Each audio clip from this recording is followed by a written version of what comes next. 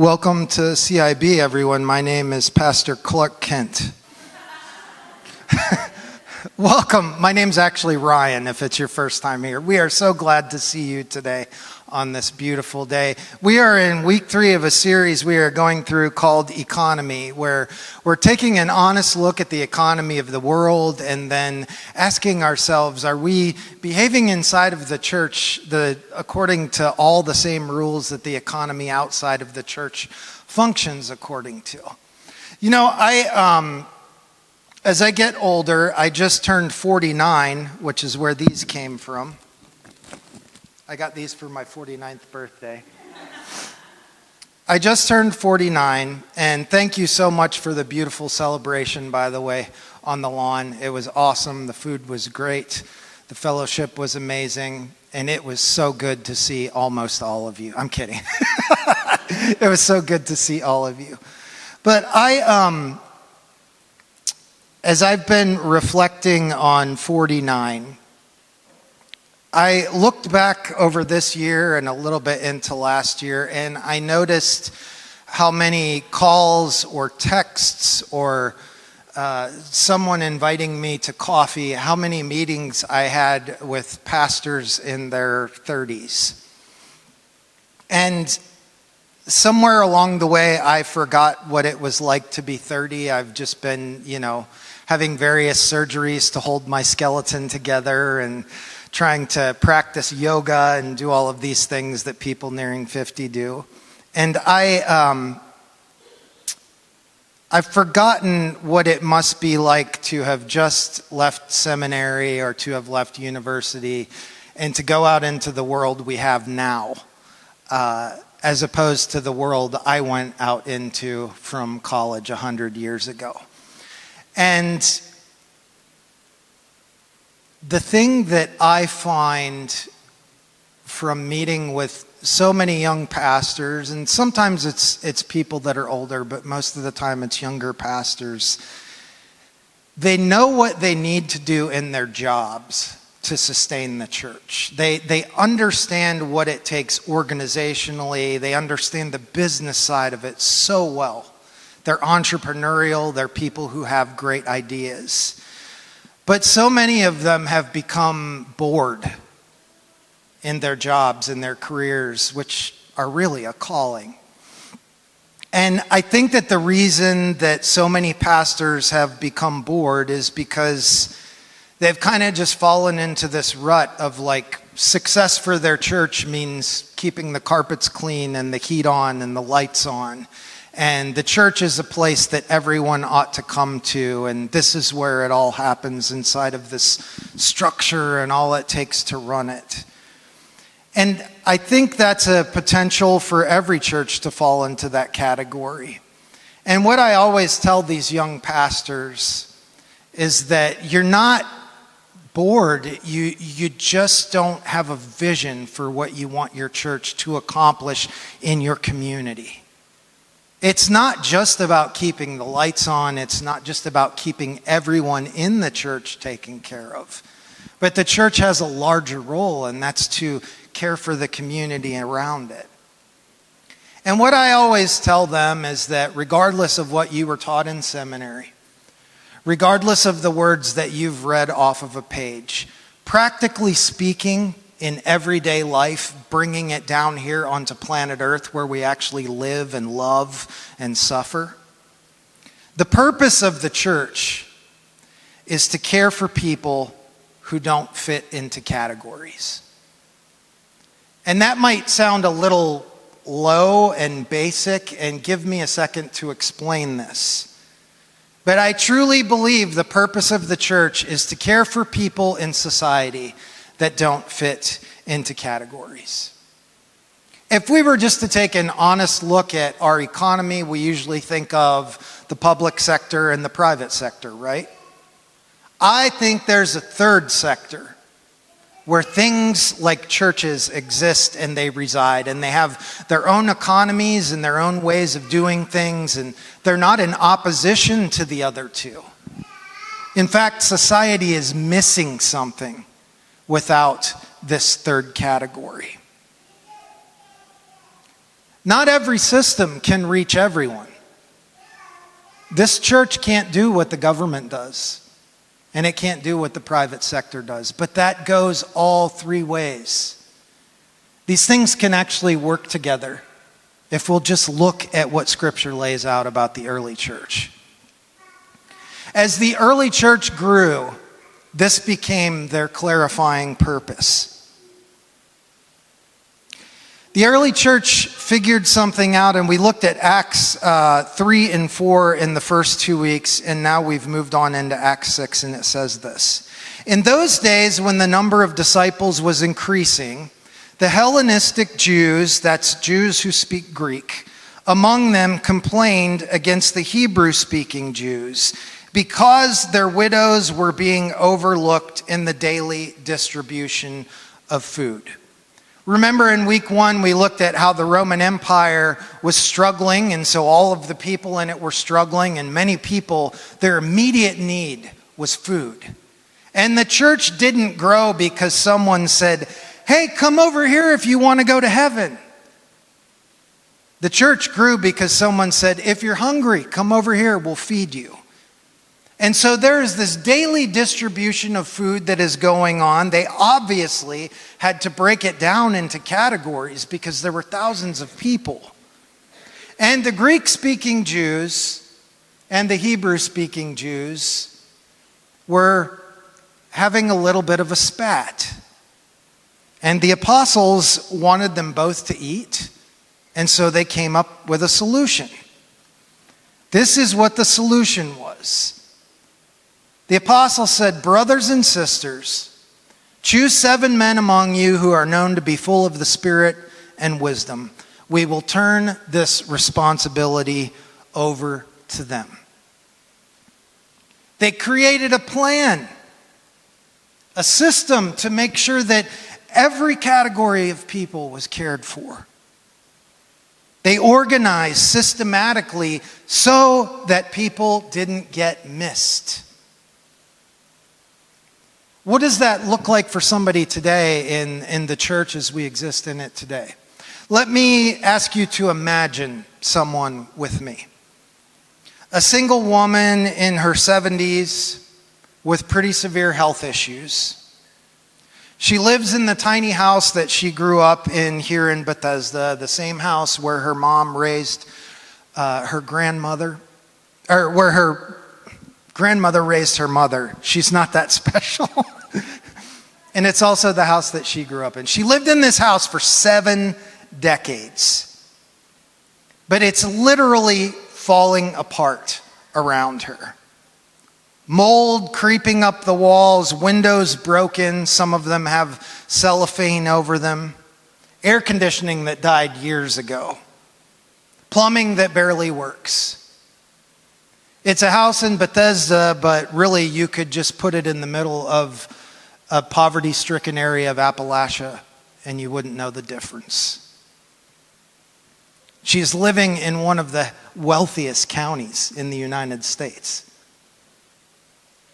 She makes too much for housing assistance. So those programs are working exactly as they're designed to.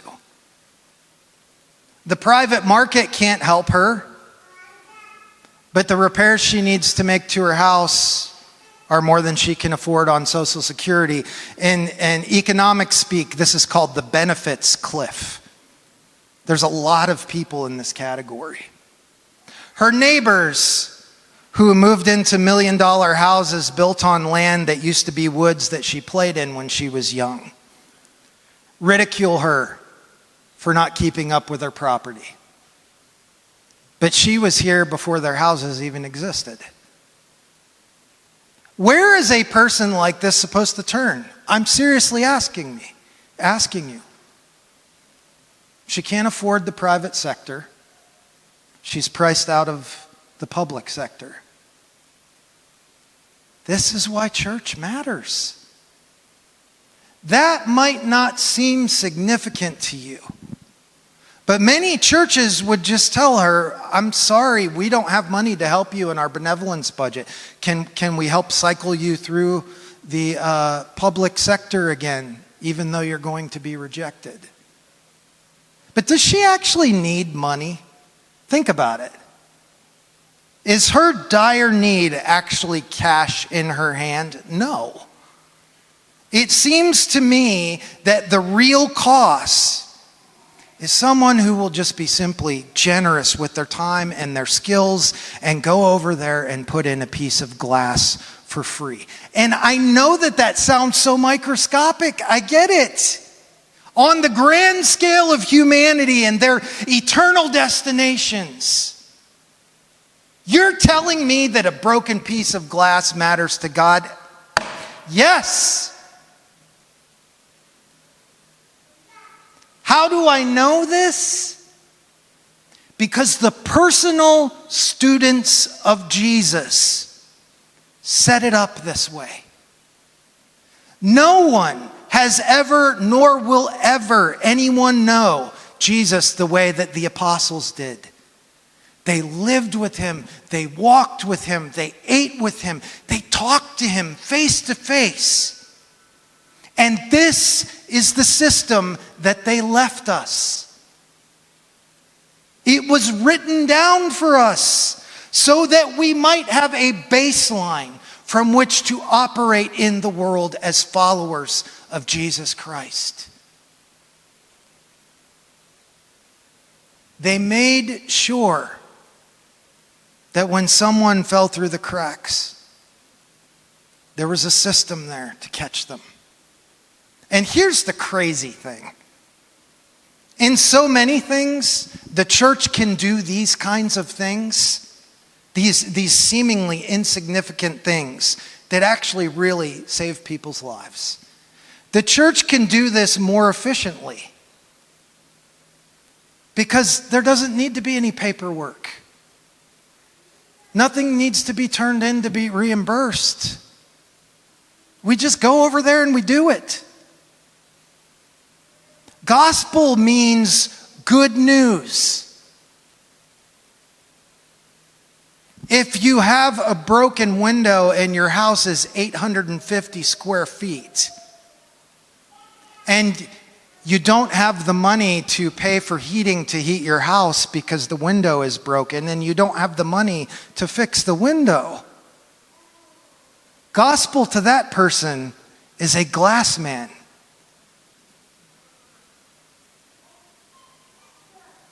Gospel to a single mother that's trying to feed her children isn't a pamphlet that says, "Do you know where you're going for eternity?" Gospel is food. Jesus Christ did not separate physical and spiritual care. The two things that he did more than anything else in all of the records we have about him was he healed people and he fed people. That is the template, that is the model, that is what God walking among us wanted to do. And you might be thinking, but Ryan, come on, I enjoy my life. I've been a responsible person. I have everything I need. I don't burden anyone. Can't I just come to church in peace?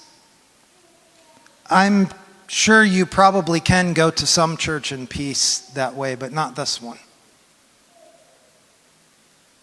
Here, we don't want it to work that way. Here, church means personally engaging with the people that get overlooked, not assuming someone else will handle it. Here, we don't wait for permission to start doing this. Am I right, Jan? Jan starts all these things and never asks permission, and every one of them are just amazing. She's a master at this. We don't wait for policy changes.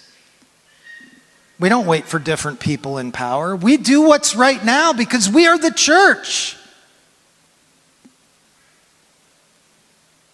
We have power.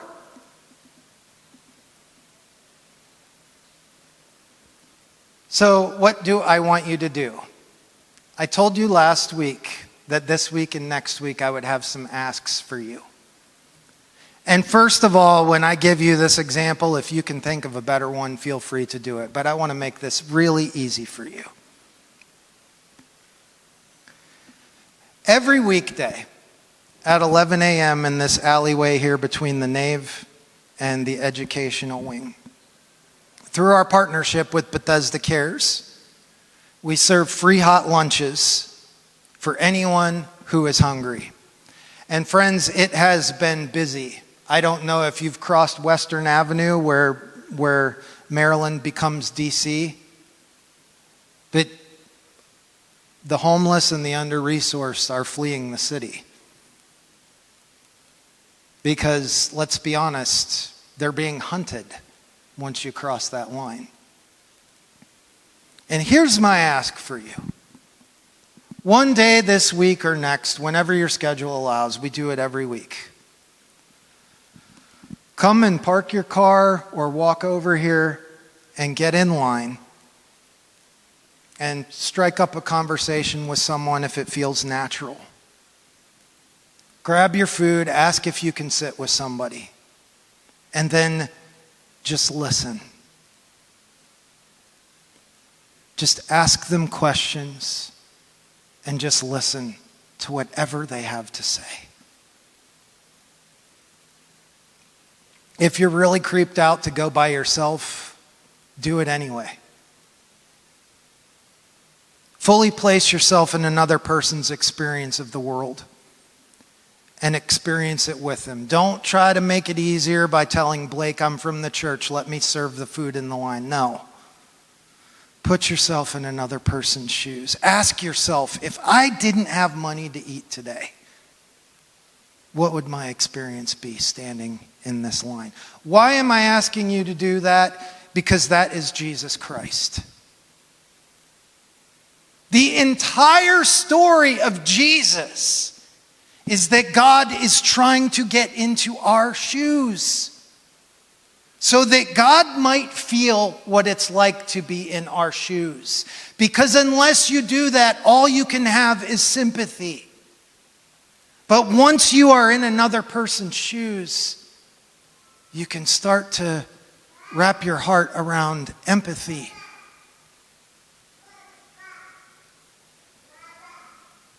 Three weeks ago, we started with a very simple idea. The problem with our economy isn't what we believe about money. It's what we believe about people. We've seen how the early church organized their entire economic life around the principle that everyone's needs mattered equally. We wrestled with our motives last week. Whether we're building houses or marketplaces. And today we've discovered the unique purpose of the church: to care for those who are always getting missed. Next week we will close out this series by talking about some issues that our specific church is facing financially, specifically, but I think you'll be very surprised to discover that our financial problems have a lot less to do with money and far more to do with something else. So grab some lunch this week. Come down, be human. If you're, I'll probably be there on Friday if you want someone to go with. Let's remember this as we ponder all that we've heard over the last 3 weeks this week. Let's pray.